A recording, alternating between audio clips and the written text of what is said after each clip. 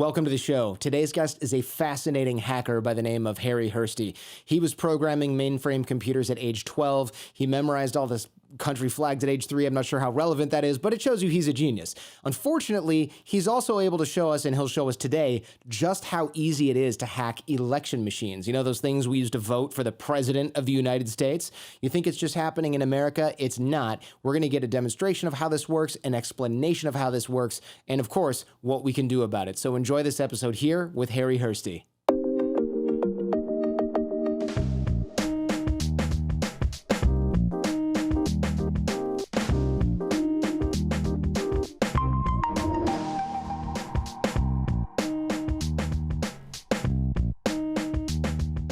Well, thanks for joining us. I know you're on a super long, not necessarily by choice, extended business trip. So thanks for coming in or joining us virtually. Thank you for having me.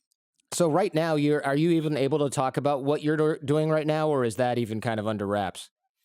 Well, we're actually going to have, I'm right now in Quantico, Virginia, and we are going to have tomorrow American Cyber League and Election Integrity Foundation, a mini conference, a webinar about election security, which is going to be having people from DHS and from the state of Virginia, Chief Information Security Officer.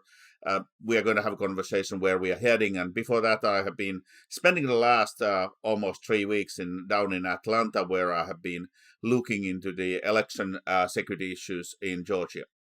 Wow. Okay. So election security, it's good that there is an election security or election hacking conference of some kind, because it sounds like there was and is a lot of problems with that. First, before we get into that, though, I do want to go by way of background here. You were 12 and 13 years old and you wrote mainframe computer software. Can you take us through that? That sounds kind of unbelievable, really. So I wasn't actually interested about computers at all. My love was astronomy, and by that I was introduced to computers, and first the mini computers, because we didn't really have the home computers back those days. So mini computers, and after that I got introduced to mainframes, and actually after mainframes, first time to what we today call a PC kind of home computer systems. But yeah, that's where I ended up, and it is very interesting how mainframe world it's still around, and today if you know how mainframes work, you actually can command a very sizable salary by just virtue of that, because people who used to write a IBM 370 assembler or COBOL, they are either dead or retired. So there are not very many people around who still know how that works. I mean, even in the coronavirus era, the governor of New Jersey called for call for action, if there are people who know how to program COBOL so that they can help the coronavirus address. So COBOL is like this older mainframe computer language that, like you said, not many people know. They're either retired or dead. Exactly. At one point of time, the enterprise and business software, a COBOL language was developed so that you would have a language which you can, in English, read. So it was meant to be easy to understand, but it's not. Yeah, no, that makes sense. So you're 12, 13 years old, programming mainframe computer software for, was it like some kind of blood analysis? Was that what that was? Well, that is another. That's actually a mini computer. So I wrote the software for atomic emulsion plasma spectrometer, where you can take any substance, but it was developed for blood. You can put it through and see what are the compounds and elements in that sample. So I did programming for that. Other system I did programming for is using a radioactive isotopes injected to bloodstream, and use that to imagine, make an image of 3-dimensional image of heart when it's bumping. You were doing this at age 12? Yeah. So this might be a dumb question for somebody who was programming mainframe computer software at age 12, but did you understand the blood stuff as well as the computer stuff, or were you mostly focused on the computer stuff, of course? So I'm not a medical doctor. So I need to know enough so that I can get the job done. But I didn't understand why these things are interesting in the blood. I knew a little bit about the chemical process, how the blood is prepared before it's injected into argon plasma. I knew a little bit about the physics of argon plasma, but this was really straightforward programming where I didn't know why the data is important to somebody else. That's I Gotcha. learned later. And were you playing Atari or kickball or anything at this time, or were you just like programming all day? And I'm trying to imagine you at age 12 doing this. It's not a typical 12-year-old kind of hobby. So Atari was kind of coming, but most of the devices you take didn't yet exist really. This is really the so early days of the time. So no, I didn't have any. I actually didn't have anything to play with. I would have. I would have, but I didn't. So how did you learn how to program mainframe computers when you were 12 if you didn't even have an Atari or any kind of computer? I mean, of course, I had mini computers, but everything was size of a room or at least a huge closet. But yeah, I mean, it's self-learning, it's reading, it's understanding how it does, and a lot of trial and error. I mean, this whole thing was, I have to say that it's a lot of the back in those days we didn't have so clear concepts, so it was a lot of hacking, it was a lot of trial and error, it's a lot of testing to get this right, and it's kind of probably I would be very embarrassed if I would be seeing the code today but the principle was just to get it work. So, but yeah, it's trial and error, learning by doing. I think, yeah, you might be embarrassed, but also you were 12, so it might not be as embarrassing as you might think. Yeah. I would probably still be very embarrassed. But it's kind of funny. I still back in my old place in Finland. I still have a punch card puncher. I have the punch tape reader and puncher, old teletypes, all kind of things which you can see in old movies, but you don't really anymore use. But I have kept a lot of my old stuff, and it's all stored in Europe. Oh, wow. Well, that stuff's probably a collector's item by now, I would imagine. Yeah, it's that's amazing. So moving forward to the 2016 election, we talked about interference being on the propaganda side. I'm going to do a whole show about election interference and the kind of things that we're seeing right now. But this has been used before in many countries, including the United States. Let's start with the Hacking Democracy documentary, the older one. Somehow Al Gore had negative 16,000 votes in Florida. Only the totals for the presidential race were affected. So it wasn't just a machine failure. Tell us what's going on here. Like, was this your first foray into election hacking? How did you even become aware that this was a thing? So I had retired. I sold 2 businesses in a row. I decided this is it. I was doing 2004 a round the world trip backpacking. And I stopped in California, and now deceased friend of mine, she was asking if I would be interested to take a look in that, and I said no. Yeah, and then I was explained by a group of people what they thought is going on in election, and I point blank told this is impossible. Nothing. You must have been misunderstanding something. This has been deliberately told the wrong way, but this cannot be true. And after that, I said, if I'm interested to take a look, I said, still no, off to Tahiti, goodbye. It took me, they kept me, pestering me about half a year. And after that, they relayed my information to England, and they keep pestering me. And eventually I then decided to get rid of them. I will make an impossible set of rules. And decided this is the best way. I said, yes, I would do it, but my terms are something you can never get anyone to agree.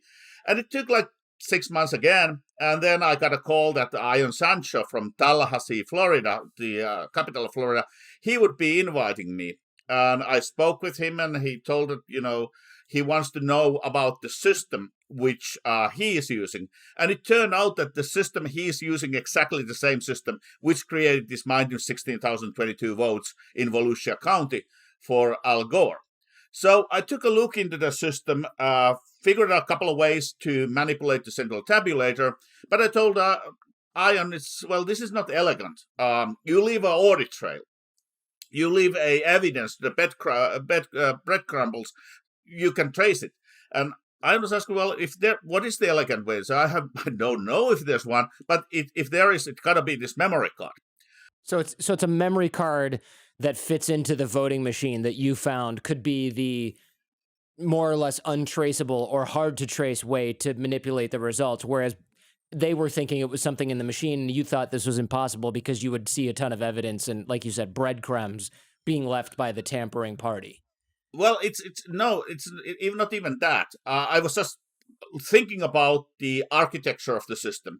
And with that architecture, it made sense that there's an executable program in the memory card. And I was quickly told that that's impossible because it's against the certified rules. But also, the vendor was dishonest about the origin of the card. Said, well, if they are not honest about one thing, they're probably not honest about the second thing. And I found an executable program on the memory card. I found it's completely unprotected. And this memory card is so old; it's older than floppy drive. So I found it because I remember that I have seen it before floppy drives existed. So that's why I found who was the original manufacturer of it. And a interesting thing about this explanation afterwards was that the minus 16,000 was malfunction of the memory card. That's the reason why it happened. Not possible. That reason why it's not possible is that memory card doesn't know how to make negative numbers. So whatever caused that minus 16,000 votes, which we don't know what caused it, at least the official explanation given at the time, not possible. Something else happened. So these memory cards are just like ancient disks that had programs on them, and the vendor said there's no programs on them, don't worry, it couldn't be that, and you found that not to be true. And you'd said they lied about the origin of the memory card. What does that mean? They lied about where it was made, or what? So that means that they had told the elections officials in Florida that they have created the memory card. And I immediately recognized this is not true. I have seen this card manufactured by someone else. And I eventually found a company called CropScan from Minnesota who are spraying a corn with a radioactive isotope and measuring the decay, and they are still using this memory card. And the memory card was made by Epson, a Japanese company. I contacted them because I found from the original patent laptop, that laptop computer by Tandy, that memory card was the replacement of floppy drive at the time. So this is really ancient technology, and yeah, they were claiming they developed it and they didn't. So the vendor's lying about this. Why? Just to sort of pass the security inspection so they don't have as many hassles? Like, why lie about this? I have no idea, and I have no theory. It doesn't make any sense. Maybe it just be proud about something they didn't do. Yeah, I guess that's possible. There's a writer in the documentary, this woman, Beverly. She downloads all of the Diebold security manuals, all of the software from the manufacturer, and says, okay, well, if this stuff is all available online for me to get, not freely, but like through a FTP site that was unsecured, she finds this PhD engineer who then finds that these files are easily hackable. And these machines were covering, what, 80% of the electronic voting market? And this is in 2002. I would imagine the vast majority of voting now is electronic, correct? Not anymore. So those machines are diaries. They are direct recording. There's no paper in that, which means that if you hack what is inside the machine, you have hacked the election. There's no audit trail. We have been since then, since 2006, 2007, 2008, massively going back to the paper ballot. We still use computers to scan the paper ballots and tabulate. But now when the voter has, and preferably hand-marked paper ballot, now you have always a remedy. You can always go to the permanent media paper and see what the voter intent has been. You can audit it, you can recount it, you can always recover from any kind of suspicion of a fraud or untrue results. And there was even recently a case where a voting machine was reporting, and I believe that was in the last year in North Carolina, voting machine was in the race where they had 50,000 votes cast, was reporting to one candidate 164 or something like that votes. And when the paper was looked, that person actually get 26,000 votes and won by 1,000 votes. Wow. So we really need to have that paper ballot. There's nothing, we don't have a technology to do electronic voting. We don't know how to do it. What do you think of something like blockchain? Or is that just a fancy word for something that is basically going to have the same problems? Blockchain is a solution looking for a problem. It doesn't solve any problem. It was never created to solve any problem. Blockchain really cannot help us. If there's 10 big problems in elections, blockchain can help to solve one of them, but by putting blockchain, you created 3 new problems. So blockchain really cannot help us in this area. And there's a lot of peer-reviewed documents and studies explaining why the public elections and blockchain are fundamentally incompatible technologies. The reason why, in security perspective, election is a unique problem is that you have a requirement of secret ballot and auditability at the same time. And then you have the requirement that it has to go through, right every single time. The first time, there's no do-overs, you cannot correct an error, so to speak.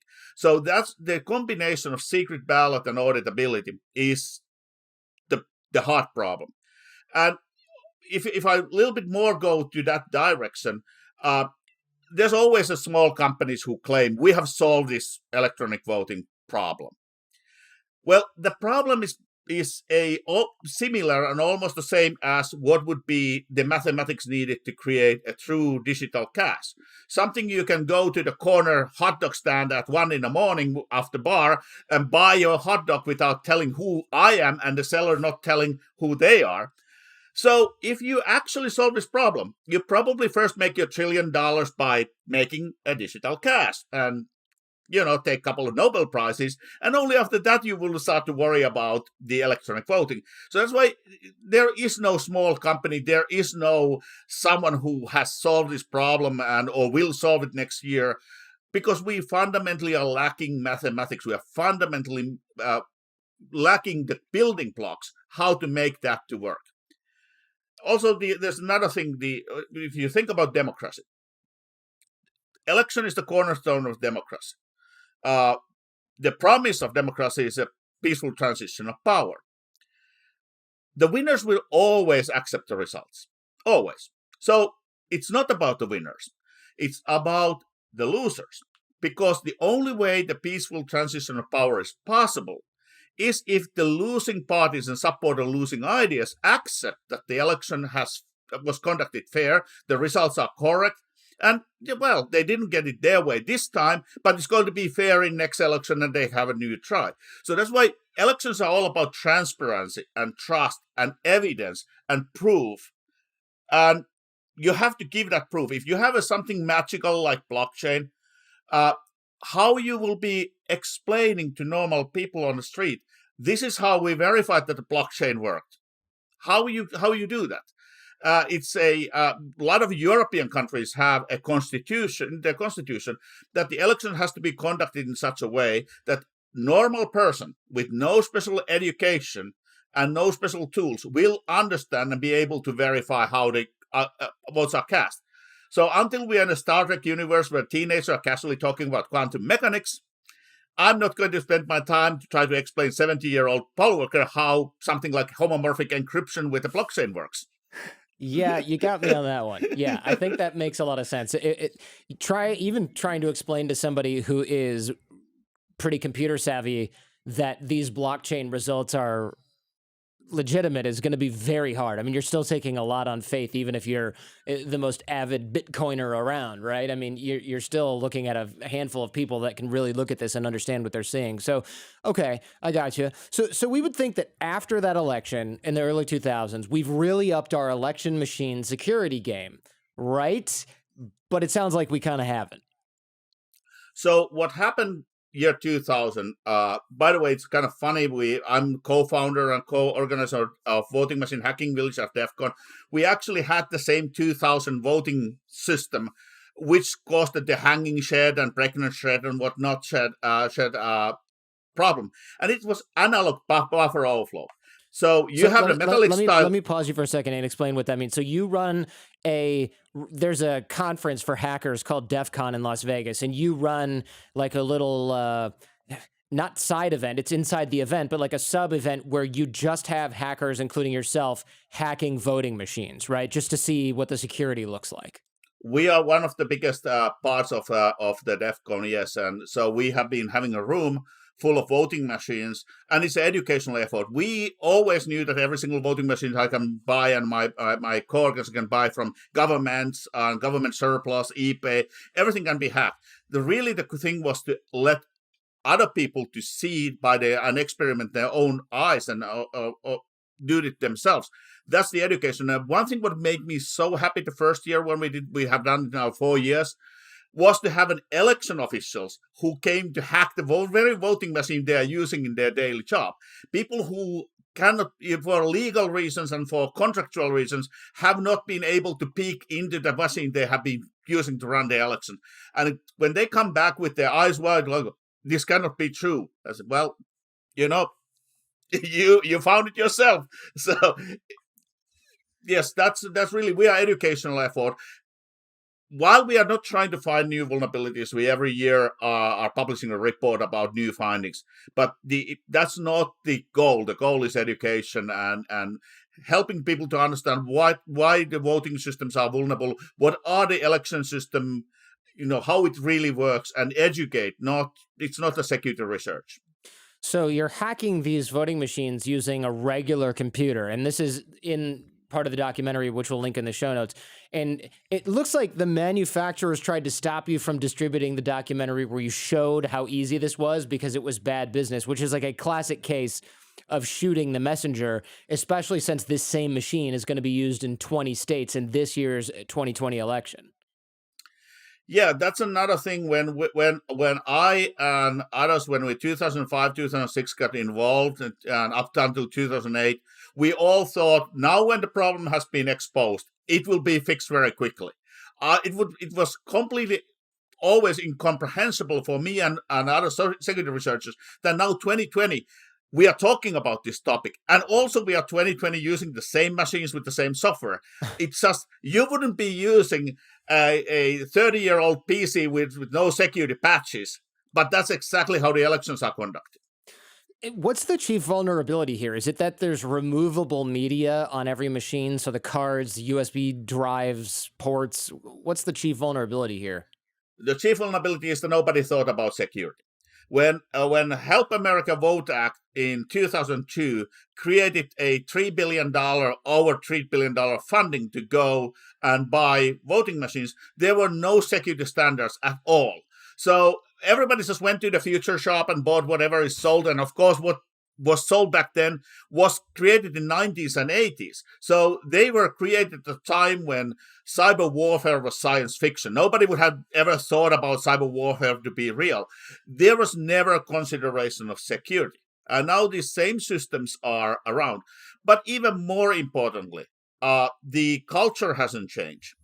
And I have always said that when you are examining any kind of device, whether it's an ATM, whether it's a life support system or voting machine, you always find vulnerabilities.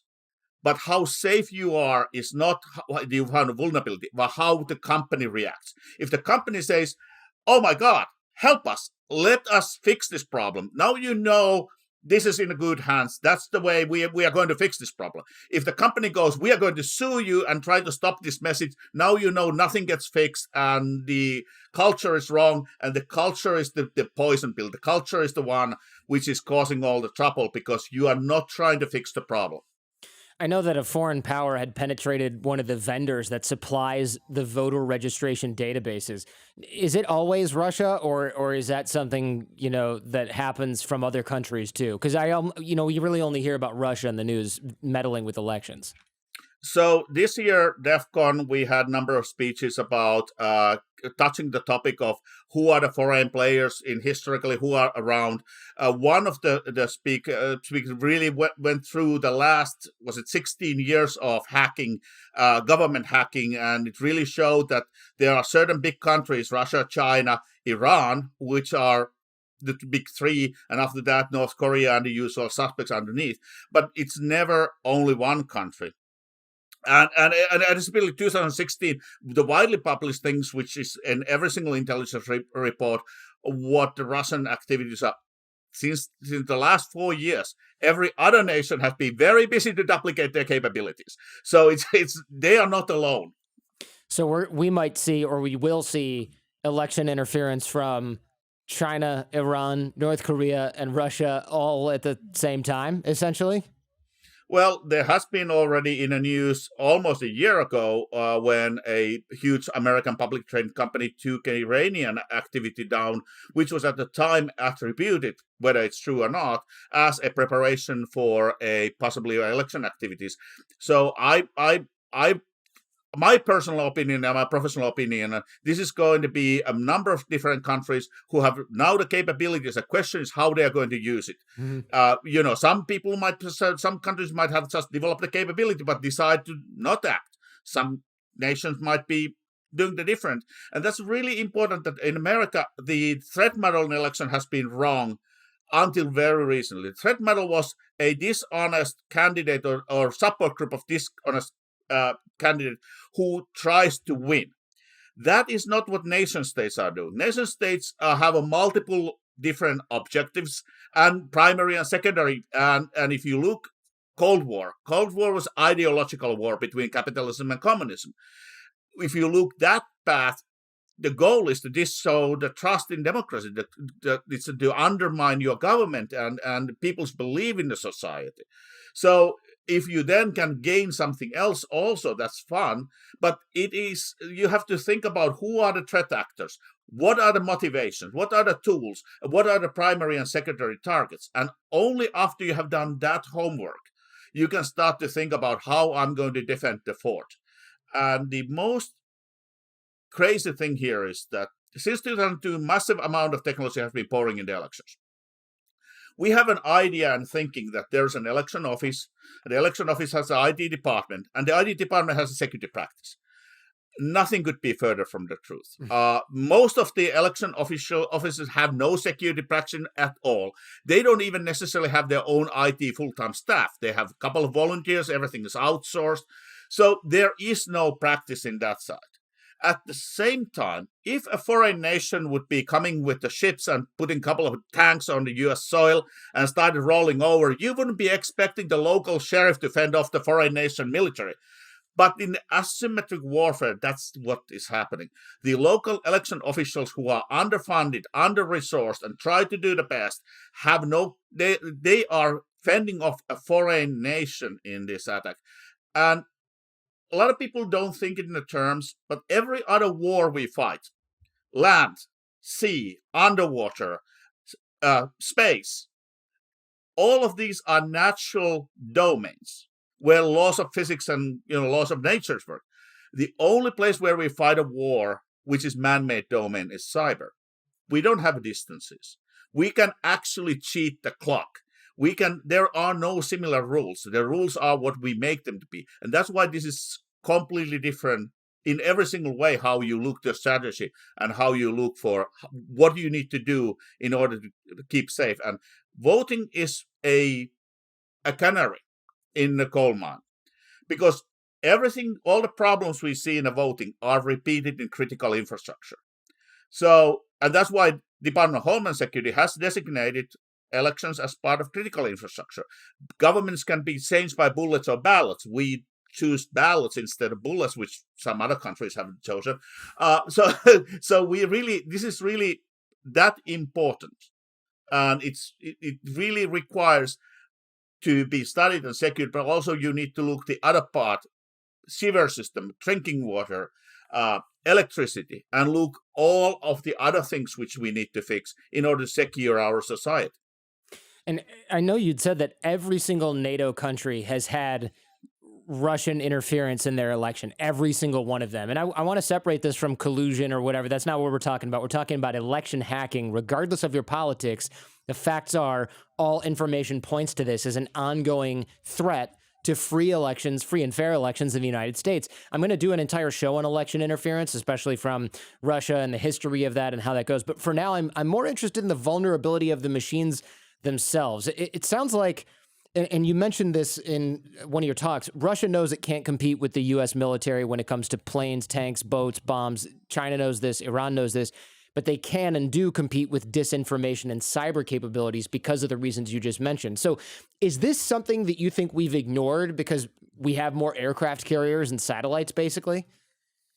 I would say that U.S. has a very good intelligence community. There has been a lot of There have been a lot of attention. It's just the political side might have not been taking this as serious as it should be, and at the same time, this is a complex topic. As in the later movie, Kill Chain, Cyber War and American Elections, ex White House officials are pointing out. There has been a wrong focus. It doesn't matter how much money you spend to have the best military if the war is fought in cyberspace and in election hacking. So, because that's the way you can influence the government, and that's the way you can influence the minds of the people. If you think about the misinformation, disinformation, just to as an idea, we are using too many words as interchangeable when they are not. Propaganda is for me to convince you something I want to convince you to do. Misinformation is I'm going to be sending out another information which is undermining your trust.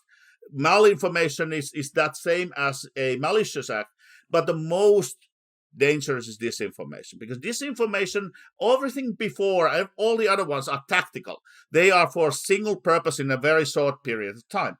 Disinformation is a mental virus. The whole idea there is to destroy our capability as humans to have a frame of reference which we need in order to learn and get new information and build our worldview. So with that, you cannot use it in a few years, but you can poison the minds of a society by undermining your capability of learning and building a framework of mind. It's a long game. We see this now when we talk about things that are settled science in a lot of ways, or that are just very, very clearly have been fact-checked by multiple parties, and then you get a huge number of people that are like, no, Bill Gates wants to put microchips in your blood. And it's like, where are you getting this? Oh, I saw this on the internet and on Facebook and on YouTube. And then you bust out, a scientific journal article that has 10 different studies in it, and people go, oh, well, that's a bunch of crap. Watch this documentary made by some yutz in his garage, and they put equal weight on those sources. That's one result of disinformation, right? That's one result of that. And also, I have to say that if you look how the disinformation, because in disinformation, the beauty of that is that you are actually designing contradicting messages where you contradict your own message. So disinformation provider is not trying to drive one point. It's driving multiple points which are contradicting each other, because you are trying to create as much chaos in the mind of the receiver as possible. When you look the production, if you look today's the pieces in YouTube and social media, they are professionally produced. They are very beautiful, and they are in such a quality that if you look the production value, you can easily think this is real. Now you have to have the critical thinking, and you have to stop and really where we are here is that we don't have a human firewall. We have a firewall for the computers, but we have not been educating our generations in school and our young to have a human firewall, to have a capability of critical thinking and questioning. When I'm presenting this information, how I know this is true, even if I like it, because that's one thing about we humans. We really like things which are agreeing with us. Right. Things that agree with us. Yeah. Ideas that we agree with. Yeah. And that's not necessarily true. Right. This goes into the Russian disinformation that we've uncovered, and again, I'll be doing more of a show about this as well. But why they have different Facebook groups that are actually against one another, and they're run by the same group or the same party. And the classic example of this in the United States recently is the Facebook groups that created a Islamic kind of like extremist protest somewhere, and then they also created a counter protest of, I think, right-wing sort of white supremacist type people right across the street, and they did this with like $10,000 or $20,000 worth of Facebook ads to get these people to group together. That was kind of a test run that's being run on the whole country now with disinformation in many different categories. So Going back to election hacking, Ukraine actually discovered some software in their machines that had specific outcomes programmed into it. So it wasn't just, let's skew the votes this way or let's skew the votes that way. It was, we're going to put a far-right candidate in office with 37% of the vote, even though he only got 1% of the vote. So they had programmed the result into these machines. Can you discuss that a little bit? Can you speak to that? So, not specifically about Ukraine, but let's talk about everything in the world, how this works. Okay. So you have voting machines and voting terminals. That's how you cast your ballot, either electronically or paper ballot. It goes scanning. And after that, these machines are reporting those results very often over communication lines to the central tabulator. Now, in both in the county level or state level, where the votes are accumulated in database, and along the path, there are a number of data storage systems, databases. And if you manipulate those, you can create an illusion of a different results. And you can even do it in the vote election reporting system. So instead of even hacking anything in the tabulator system, you are just creating wrong reporting. So there are a number of ways how you can, through this whole path, influence the results. And we have to actually step even further back because if we look the election as whole, it's a myriad of systems. We have voter registration system, we have electronic poll book systems, we have the election management, we have the ballot casting, we have the tabulation, and we have the reporting. Any of these, if you hack one of these, you can always hack the result. You can disfranchise voters so they cannot cast their ballot. You can change the outcome. You can change the reporting.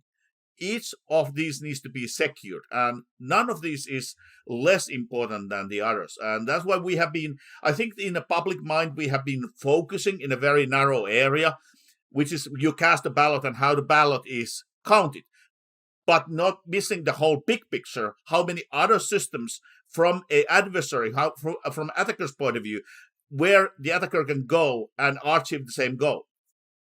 This is interesting. So each segment of, it's not just voting, it's voting and then the results being counted and then the results being sent over communication lines to a central area where they then have to be audited and stored. Each of those areas has a vulnerability.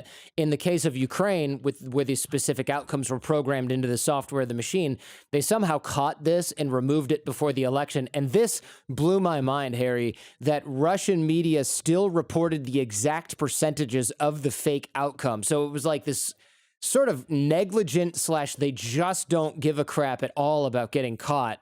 If they're going to sit there and have given the fake results to the media already, it's like they just didn't even care if they got caught doing that, clearly.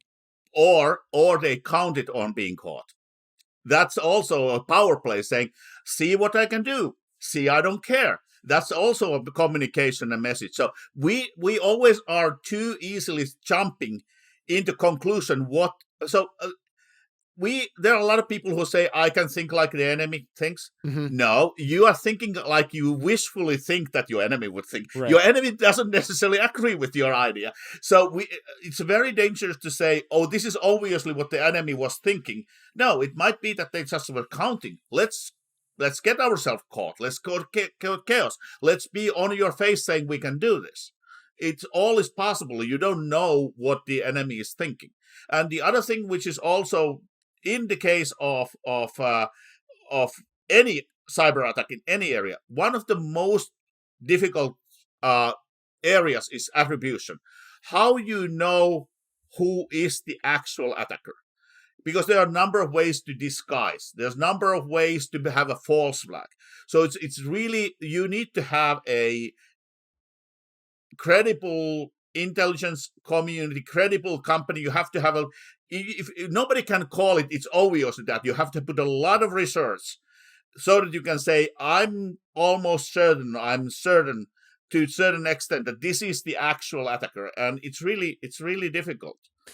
I guess they're not worried about getting caught. I mean, how do we know it's not the Russian? How do we know it's not just random criminals, but it's actually the government doing this? You know, that's a common counter argument that we hear. Well, I mean, if you look from the kill chain, my good friend Mikko Hyppönen says it very well. If you publish and if you make certain, if you make public what the operation is, if it's a public entity, it's a government, they don't care. They don't worry about the cops showing up their door because they are the cops. If it's a private enterprise, if it's a criminal group, they will change. They will, because they would be afraid that government will show up. Some government will show up, cops will show up. So that it's really that kind of things which are very telltale what kind of entity is driving the attack, how they react when they are being caught. Right, and if they're not worried about it, it's because they're protected at the state level, right? Exactly. So Diebold and other vendors say, look, these machines are unhackable. Maybe you can get it, but you've got a machine in your office and you've got a memory card in your office and you're sitting there all day messing with it. The bad guys are not going to have access to the machines. And then in Kill Chain, you go out to a recycling center and you pick one up for like $75? So, yes. So, first of all, a representative of NSA said in Defcon, he said, if you are not understanding that there's this kind of room, which we have here for 2.5 days, if you don't understand there's this kind of room in every other nation running 24/7 with massive resources, you have to be kidding. The voting machine vendors are selling this internationally. The U.S. second largest voting machine company, their pilot customer was state of Mongolia, between Russia and China. Seems legit. I'm absolutely certain that the good people there are honoring U.S. copyright laws. But the whole thing is these machines are sold internationally. So there is no, even if they wouldn't be on eBay, you are already selling them internationally. And they are available. And also from a security perspective, security by obscurity doesn't work. That no such thing exists. So in a real security research, you are assuming that your adversary has complete access, not only to the machines, not only to the code, but also everything, the development documents and everything. Your security cannot be based on the idea the attacker don't have access to this information on this machine. Because they'll find it. They will find it. Between election cycles, everyone's guard is down. They can put malware in the machines. They can tamper them while they're sitting in a warehouse. The other common defense we hear is, well, look, the machines are never connected to the internet, so you'd have to tamper with each individual machine, and that's just not scalable. It's not possible. But you busted that bubble too. Well, first of all, everything is connected to internet. But before I also want to talk about the other thing, which is, yes, the common rebuttal for Defcon voting village has been, okay, if somebody would be popping the voting machine open in polling place, they would be noticed. Well, first of all, you don't wake up in a hangover on Tuesday morning and say, oh, today, the hangover, I will go to hack election. No, there's a little bit more preparation than that. So security research is all about finding the vulnerability, not weaponizing it. When you are developing the way how you can actually distribute, that's the weaponization. And generally speaking, security researchers don't go there. That's not the goal. So goal is only to find where it is. But also the argument, voting machines are under lock and key. One of the things which we didn't get to the movie because too many people and too much things to tell. I mean, we filmed the Kill Chain movie. We filmed almost 4 years of that. Wow. But we were in a real election. And very nice people, great. We were in a polling place. The polling place chief was going around, and I noticed that the voting machine had the seals were broken, and the most critical part, a little door where the most critical part, that was a little bit open. So I went and we went to speak in the front of the voting machine. I was trying to guide because there was the election judge, there was a poll workers, there's the polling place chief, because we're doing it in a quiet hour, and I was pointing towards the voting machine, and nobody seems to notice that the seals are broken. So eventually I said, well, hey, the seals are broken and this and the door is open. Oh, don't worry about it. We stopped putting the seals 10 years ago. It's from previous election. The seals were always broken in, people were worried. So we stopped putting the seals in place in 10 years ago. We should actually clean these seals so that people don't think they are broken, because we don't seal them anymore. Now I had a conversation, say, well, do you understand that the most critical part of this machine is underneath? And they said, no, voting machine vendor has said that this is completely safe. We have been saving money. And so basically, when I explained them what is the risk, they say, "Oh my God, we have to seal this." And by the way, the only reason we stop it because the vendor lied to us and tell this is completely safe, this is completely secure. At the same time, the same vendors are telling, "Oh, in real world, nothing can happen because they are all sealed and unlocked." It's like, first of all, the keys are the simplest minibar keys, but also the sealing and all of that doesn't happen in the real world. About the internet, it's everything is connected to internet, either directly or indirectly. And the more modern voting machines, they actually have a mobile phone modem in the speak. They have a mobile phone over mobile phone connectivity to county headquarters. They are sending the results. So wireless is coming back to the voting machines in the newer generations. Nice marketing material trying to tell it's not, but it is. A journalist in a year ago, she found 200 voting machines in the internet. Voting machine vendors say, well, they are not in the internet because they are not pingable. My answer to that is, are you from the past? Because since 15 years ago, nothing is really anymore pingable. And they are still connected to internet. It's the whole argument is 15. That argument would have been meaning something 15 years ago. It doesn't mean anything today. And again, I just came from Atlanta, and they have new voting machines because the judge ordered the old ones to be scrapped. And part of the things in the judge's ruling was that the finding was that the voting machines were programmed by basically three guys from their homes, and who sent all the programming of the voting machine for next election over internet to be distributed to all the machines. Oh, so these guys had programmed the machines from home, and then they pushed the code update to the voting machines via the internet. They pushed it to the state, and then the state pushed it to the counties. And actually, this whole thing about the critical election-specific programming going over internet is very common, because a lot of this programming is done by private companies, third-party companies, election management companies. And it has been shocking in the last 2 years when I have been working for a number of secretaries of state and looking how the security is done in their state, just to find that email, FTP with no security. These are the common methods to send the most mission-critical programming from the private company, which might be out of state, to the local county who is putting it into the machines. And it is whoever controls that data controls the election. And these machines, they, like you said, they have network cards. You show in Kill Chain, again, the documentary that we'll link in the show notes, that they have USB ports, they have memory card slots, they have modems and phone jacks sometimes. So these things were built for connectivity. They're not immune to connectivity. And we don't, seemingly, we don't have to hack hundreds of machines. These are networked. You can just make software that infects one and then dozens of others, or just changes the data. Do you think we could, is it possible? I guess that's a dumb question, but I'm going to say it anyway. So do you think it's possible that we could create a worm that we get on one machine in a voting center, and it just connects to the other machines covertly and infects them without the bad actor so much as laying a hand on the machine themselves? The real proof of concept virus was demonstrated over 10 years ago. So that already has been demonstrated publicly, that voting machine virus, which can self-propagate from one voting machine to another, that's a reality which we have shown it's possible. And so, and that's one of the things why that was created, was because, again, when you say it's possible by showing the vulnerability, people say, well, I don't believe until you show it. So it's one of the rare things where a team of researchers developed then the actual virus just to show the logical outcome of the vulnerability. Yes, there can be a voting machine virus, full stop. Here it is. It goes from voting machine to another. Wow. So essentially then nobody ever knows. There's no trace. There's no physical access.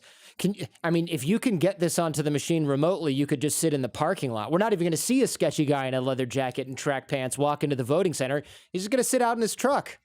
So a voting machine, which it shouldn't be in use in the US anymore. But when we had that machine in Defcon, that machine was hacked wirelessly in 20 minutes by a researcher from Denmark.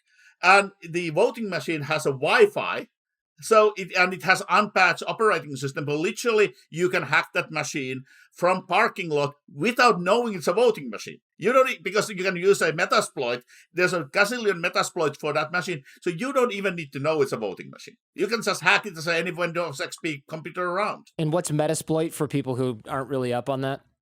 Metasploit is a framework which is open source, free of charge, has thousands of different vulnerabilities and payloads, which you can use to as a tool of security testing to quickly build a prototype and deploy it against any target. So it's a framework of vulnerability exploitation framework. And this is something anybody can get, doesn't cost any money. It's everywhere. It's not under lock and key, and it's for security testing. But you can, if you're a bad guy, you can also grab it, and you don't even need to be specialized to this voting machine. It's already in Metasploit. So you can sort of like cookie cutter off the shelf, I guess is what I'm looking for. Grab this Metasploit, and you can hack a voting machine. The Metasploit is against any kind of, it's not limited to voting machine, but this is actually a very important point. The tools, which are the best tools, they are free. They are available for everywhere in the world. Anyone in the whole world can get the tools for free. If we look for a specific hardware, which you can use, for example, a attack USBs, the most of the hardware is under $100, and they are made in the US. So you can just, with a credit card, FedEx it for you overnight. The tools are not expensive. And for example, when I just laughed when I saw pictures of a Russian military intelligence who were hacking a chemical weapons a laboratory in Netherlands, when their trunk was opened and they showed what the equipment there is. The key element was a $200 piece of equipment made in California and sold to everyone. I have 4 of those. So again, it's not. They don't use that $200 piece because of possible deniability. We are not military intelligence. It's because it's good. It works. Wow. I mean, it seems like we can't really do anything about this. I mean, is there sort of a bright side to any of this? Are we working on making these things more secure, or is it just like, look, we got to go back to paper, full stop? So first, we have to make everything we can to make it more secure, but we also have to go back to hand-marked paper ballots. We don't have any other technology. Ballot marking devices, which are like touchscreen computer printing the paper for you. University made just a recent study where they told the test voters, we are going to test a new method of voting. Please check your ballot. But they were not told that the machine will cheat every single time. And only under 7% of the voters catch that the paper they got out of the machine was not fully representing what they were chosen. So hand-marked paper ballot. Now, American elections are uniquely complex in the world. So you cannot really, unless it's a small county, there are small counties, but unless it's a very exceptional small county, you need to use computers to process the paper. As a European origin person, it's incomprehensible for me that in the US, the losing party has to ask for recount or audit. Why not have a mandatory audit for every race every single time? Because once you have a paper ballot, there's a method called risk limiting audit, which is a very quick and very nice public way where you can invite everybody who is wanting to see how the result is proven to be correct to witness and understand how it's done.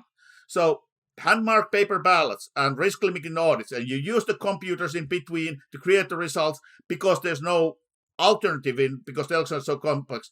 But unlike what the Russian saying, which was quoted by Reagan when he says trust but verify, it's an old Russian saying, actually in this case, don't trust and verify, because you cannot trust the voting machine. Everything we have today, everything we have in the foreseeable future can be hacked. So let's understand that and verify the results. And you mentioned this a little bit before, but in closing, I'd love to sort of put a nice bow on this. The reason that people are hacking elections, it's not necessarily like in Ukraine where they want to put in a right-wing candidate or a left-wing candidate somewhere. This is not just to get a specific outcome in that election, it's to chip away at democracy itself, correct? that is one of there are a number of the threat actors, and certainly nation state ideological. I mean, it can be a nation state who wants to undermine democracy, but it can be a religious group. It can be all kinds of disruptors who just want to create chaos. So that's another thing what I would like to point out. Even when we are talking about nation state, they are using the same tools which are available to you and me. So it is. Nation states are dangerous and they have different motivations by individuals, but also these tools are available for individuals and crime organizations. You don't need to have that much money to buy the tools and learn how to use it. So we have to not assume it's nation state which needs to have a massive resources. It can be a smaller group. It can be, we have to defend our democracy against all enemies, domestic and foreign. Harri, is there anything I haven't asked you or brought up that you think we should put into this episode? So, first of all, most important, if you are eligible to vote, please vote. Anything I see, there's nothing I said which should discourage you to vote. Please vote. Please vote every race in the ballot, because apathy is as dangerous to democracy as somebody hacking, and more people voting, harder it is to hack. So, and falsify the results. So, if you can vote, please go to vote and take your neighbor, take your friend, give a ride to your friend to get to the vote. The second thing is, if you really care, become a poll worker. The average age of poll workers is going up all the time. More people who are computer savvy, more people who are security minded in polling places they help to keep the line shorter. They help to find if there's a problems there. Become a poll worker. And this is everywhere. I want to underline, hacking elections and election security is not US only. It's all of our Western democracies, all of our, not even Western, but all of our democracies. Every single country, wherever you are, please go to vote. Please try to guard your own country's system. Harri Hursti, thank you so much. This is fascinating. Thank you for having me. Hope you all enjoyed that. A lot more just like this in the Jordan Harbinger Show podcast feed, which you can find in Apple Podcasts or Spotify or anywhere you get your podcasts. Now click here for an interview with billionaire investor Ray Dalio, and click here for more on election hacking with Renee DiResta. And of course, click right down here to subscribe to the channel.